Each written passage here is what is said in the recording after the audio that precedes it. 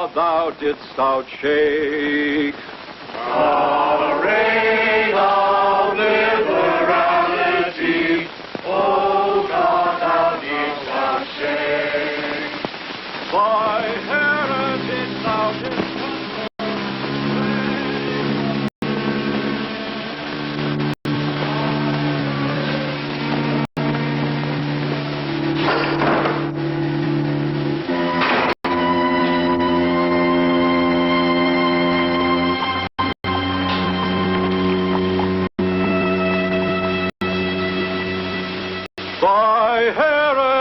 thou didst confirm when it was wearied. Thy heritage thou didst confirm when it was wearied. In thy goodness, O God, for them, the poor afflicted are. In thy goodness, O God, for them, the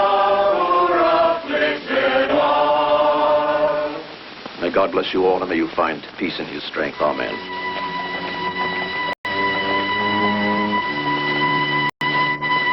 It pleases me to be able to tell you that we have finally found a ship to join the Speedwell on our long-desired voyage to America.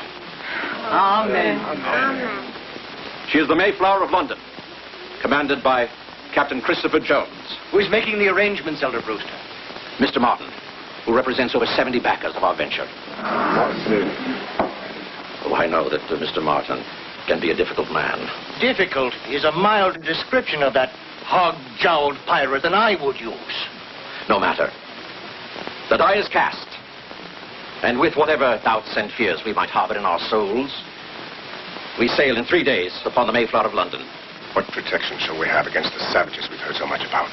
We've contracted to Captain Miles Standish to handle our defenses. Fear not the savages in the New World, but the savages here in our very own England, who only last month took an honest man, cut off his ears, slit his nose, and branded his forehead with a white-hot iron. His punishment for printing a book. Oh, there. That's where they are.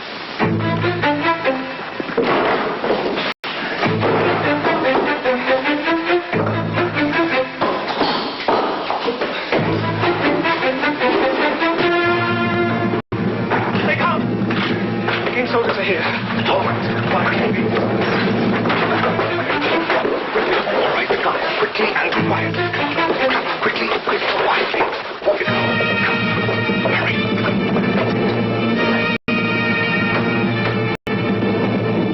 Break it down.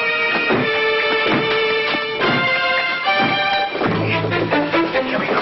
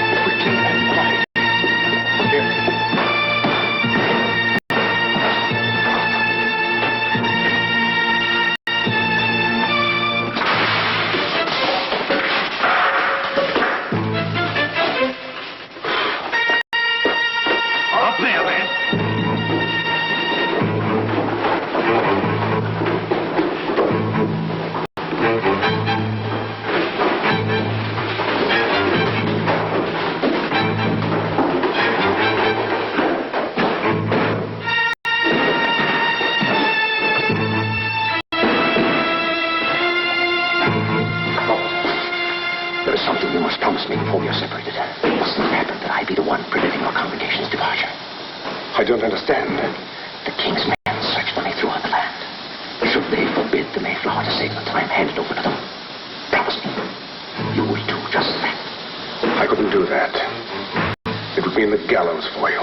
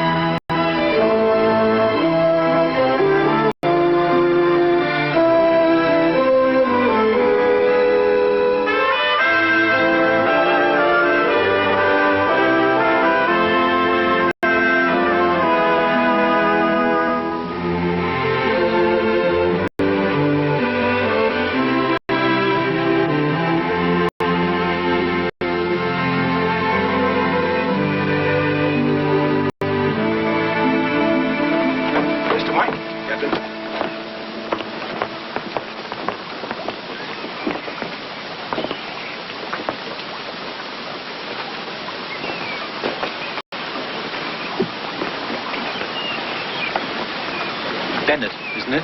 Aye, sir, George Bennett. I sailed with you to Norway 4 years ago. Yes, and raped the dockmaster's daughter, as I recall. I take, sir, I never ask. It's a point of honor. You're a brutal heathen of a man, Bennett, but a fine sailor. Otherwise, I wouldn't spit upon you.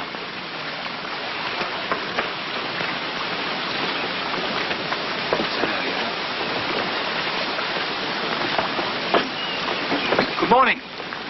I'm Captain Christopher Jones. Benjamin White, bosun.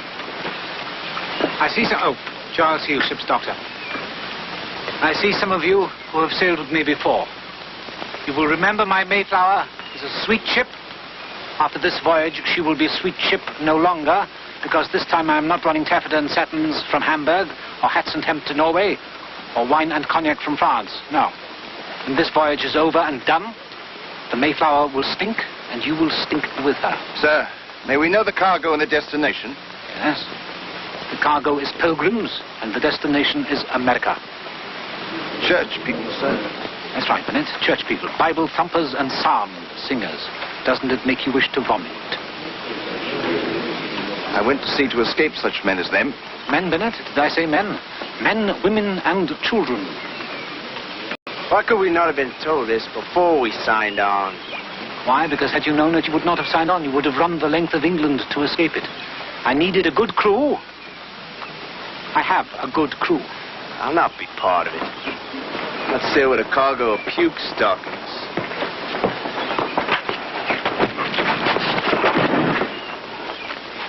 Every man of you will abide by the rules and regulations of an English ship at sea. The first and most important rule being that I command and you obey. Deck is yours, boss. Aye, aye, sir. When will your passengers come aboard, sir? Tomorrow morning, if His Majesty doesn't grab them first.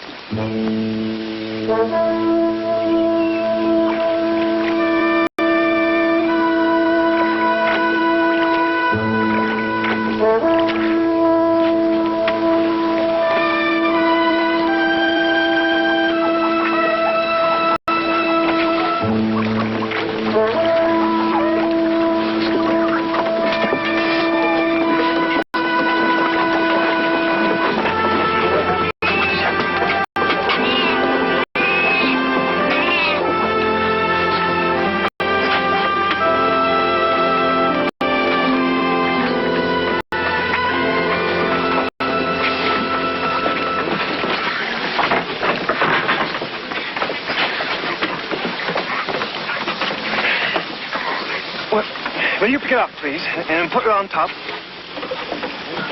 What is it? Garden seed. Kind of garden seed. Beans? The puke stocking is a bean farmer. A bloody psalm-singing, God-fearing, puke-stocking bean farmer going to America.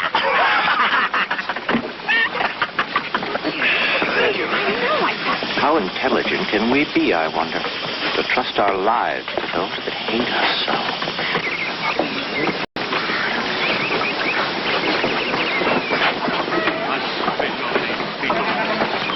Any sign of Brewster? You're never going to fit everything on that ship. John, can you give me a hand with that trunk? Oh, of course. How you feeling, Rose? Fine, Miles, fine. Take the trunk on board now, then I'll come back for you. This is John Alden, Cooper. Pleased to meet you, Mr. Alden. Pleased to meet you, Mrs. Standish.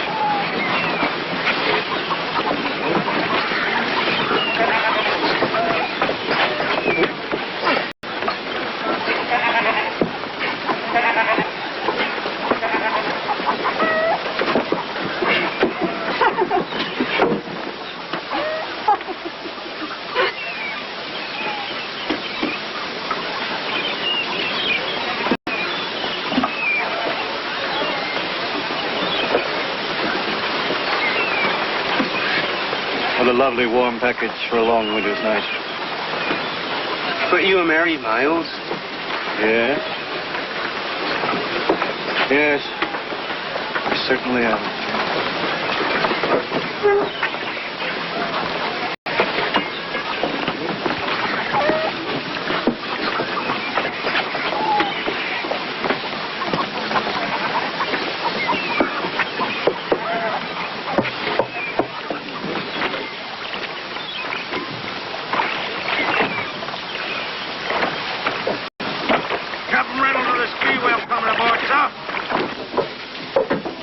ship riding at the ready, Captain Reynolds?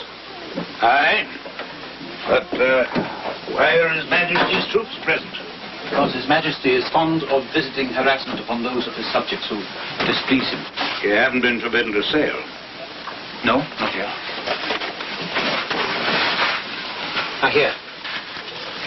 We will hold firm on the 42nd parallel and drive to the New World in the straightest line possible.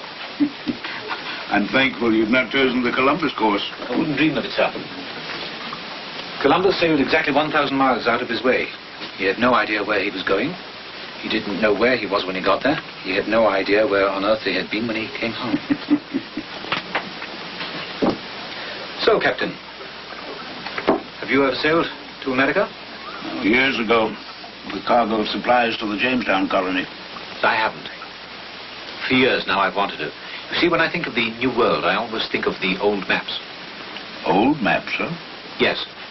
You see, when the map makers didn't know what lay beyond the horizon, they used to print the legend, "Here there be dragons." And there never were dragons. Wrong, Captain. There always were. And there always are.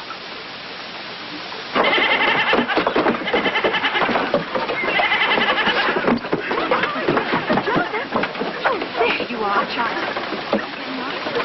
Hello. How do you do? John Alden. You know my name? Your expression when you looked at me on the dock was strange. I do not mean it so. I was fearful. Fearful of me? Fearful that you were afflicted by some infirmity of thought. I'm relieved to know that you're not. If I was afflicted, it was only by your grace and beauty. Might I know your name? Priscilla Mullins. Give me a hand here, Alden, will you? All married men without wives, as well as unmarried men and grown boys, will be quartered together up forward. Unmarried girls will be in the aft section. All others will go to the hold. Captain, there are 18 married couples. Yes? What I mean to say is they'll be wanting some privacy. Yeah. They may have their privacy in America, Mr. Mullins, after the savages have eaten their meat and gnawed their bones. There is none to be had on the Mayflower. Some of them have only been married a brief time. Self-denial is a virtue, sir, even I imagine for a Christian. But should any of your newly married couples suddenly discover themselves to be in a fit of uncontrollable passion, they may feel free to crawl beneath a blanket or a piece of sailcloth. Anything else, Mr. Mullins? 2 of our women are pregnant. Will there be a doctor on board? Mr. Mullins, please, let us understand one another. I care not a whit about your women and their problems. I'm being paid to sail the lot of you to the New World. That is all I'm being paid for, and that is my only interest. My doctor happens to be a ship's doctor, and all he knows about babies is where they come from and why. If the women go into labor, Then you had best find a midwife among your women, Mr. Mullins. very well. Here's your passenger list. It numbers 92. 92. Plus a crew on a ship 90 feet long. And you speak of privacy.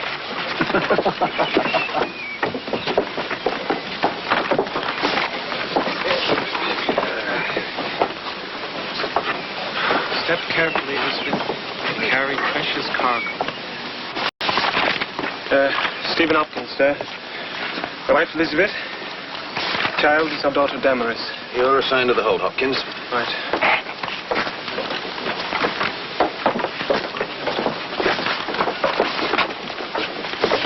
I'm Christopher Martin. This is my wife, Marie. You're assigned to the hold? The hold, indeed. I represent the merchant backers of this venture, sir. Over 70 prominent businessmen, without whom there would be no venture. To the hold, sir. I am elected governor of these people, and therefore require more comfortable accommodations than a ship's filthy hold. You will go to the hold, and that's the end of it. Now move on, or get off.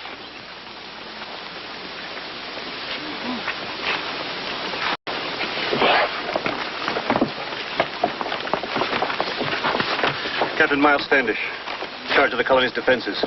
My wife, Rose. To the hold.